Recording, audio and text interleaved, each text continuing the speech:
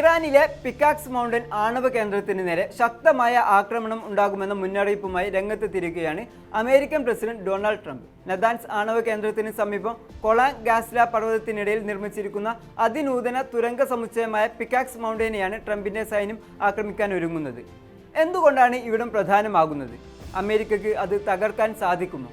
വിശദമായി നോക്കാം. സ്വാഗതം ഇൻഡെപ്തിലേക്ക്.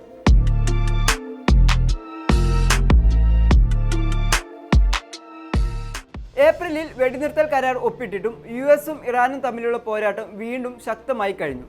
ഇപ്പോഴിതാ ഇറാന്റെ ആണവ അടിസ്ഥാന സൗകര്യങ്ങൾക്കെതിരായ ഭീഷണികളും മുഴക്കിയിരിക്കുന്നു ട്രംപ്. ഇറാനിലെ പിക്കാക്സ് മൗണ്ടൻ ആണവ കേന്ദ്രത്തിൽ ഉടൻ തന്നെ അമേരിക്കൻ സൈന്യം ആക്രമണം നടത്തിയേക്കുമെന്നാണ് ട്രംപ് മുന്നറിയിപ്പ് നൽകുന്നത്. ടെഹ്റാനിൽ നിന്ന് ഏകദേശം 220 കിലോമീറ്റർ തെക്കുമാറിയാണ് പിക്കാക്സ് മൗണ്ടൻ സ്ഥിതി ചെയ്യുന്നത്. ഇറാനിലെ പ്രധാന യുറേനിയം സമ്പുഷ്ടീകരണ കേന്ദ്രങ്ങളിലൊന്നായ നദാൻസ് ആണവ കേന്ദ്രത്തിൽ നിന്ന് വെറും 2 കിലോമീറ്റർ അകലെയാണിത്. സമീപ വർഷങ്ങളിൽ നദാൻസ് പലതവണ ആക്രമിക്കപ്പെട്ടെങ്കിലും പിക്കാക്സ് മൗണ്ടനെ തൊടാൻ ആർക്കും കഴിഞ്ഞിരുന്നില്ല. കാരണം അതിനുള്ള സുരക്ഷയാണ്. ഒരു പർവ്വതത്തിനിടയിൽ ഏകദേശം 100 മീറ്റർ ആഴത്തിലാണ് ഈ കേന്ദ്രമുള്ളത്. അതിനാൽ തന്നെ അവിടം ആക്രമിക്കുകയോ തകർക്കുകയോ ചെയ്യുക എന്നത് ഏറെ ബുദ്ധിമുട്ടേറിയ കാര്യമാണ്. 2020-ലാണ് ഇതിന്റെ നിർമ്മാണം ആരംഭിച്ചത് എന്നാണ് റിപ്പോർട്ടുകൾ. നദാൻസിൽ നടന്നൊരു ആക്രമണമാണ് ഇറാനെ ഇതിലേക്ക് നയിച്ചത് എന്നും കരുതപ്പെടുന്നു. യുറേനിയം സമ്പുഷ്ടമാക്കാൻ ഉപയോഗിക്കുന്ന നൂതന സെൻട്രിഫ്യൂജുകൾ സ്ഥാപിക്കുന്നതിനായി വലുതും സുരക്ഷിതവുമായ ഒരു ഭൂഗർഭ സമുച്ചയം നിർമ്മിക്കുന്നു എന്ന പ്രഖ്യാപനത്തോടെയായിരുന്നു ഇതിന്റെ നിർമ്മാണം.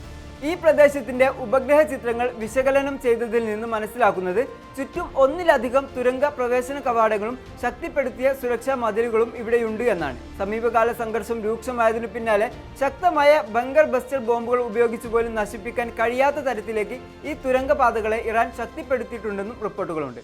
രസകരമെന്ന് പറയട്ടെ, ഈ സൗകര്യം ഇപ്പോഴും നിർമ്മാണ ഘട്ടത്തിലാണെന്നും പൂർണ്ണമായി പ്രവർത്തനക്ഷമമായേക്കില്ലെന്നും വിദഗ്ധർ ചൂണ്ടിക്കാട്ടുന്നുണ്ട്.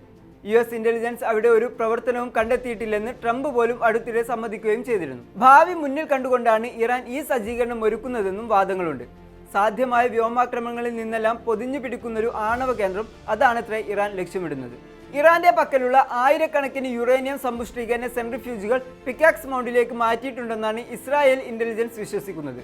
ആണവ പദ്ധതി പുനരാരംഭിക്കാൻ ഇത് ഇറാനെ സഹായിക്കുമെന്ന ആശങ്കയും ഇസ്രായേലിനും അമേരിക്കക്കുമുണ്ട്.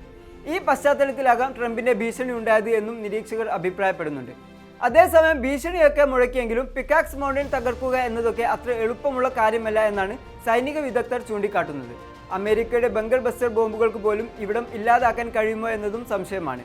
ഇറാന്റെ ആണവ പദ്ധതിയിലെ ഏറ്റവും വലിയ നിഗൂഢതകളിൽ ഒന്നാണിപ്പോൾ പിക്കാക്സ് പർവ്വതം. ഇതുവരെ ഈ സജ്ജീകരണം പ്രവർത്തനക്ഷമമായിട്ടില്ലായിരിക്കാം. പക്ഷേ അതിൻ്റെ സ്ഥാനം, രൂപകൽപ്പന, കനത്ത സുരക്ഷ എന്നിവ ഇസ്രായേൽ, അമേരിക്ക എന്നീ രാജ്യങ്ങളിൽ ഉറക്കം കെടുത്തുന്നുണ്ട്. ഒരു പക്ഷേ അടുത്തൊരു ഫ്ലാഷ് പോയിന്റായി ഇവിടെ മാറാനും സാധ്യതകൾ ഏറെയാണ്.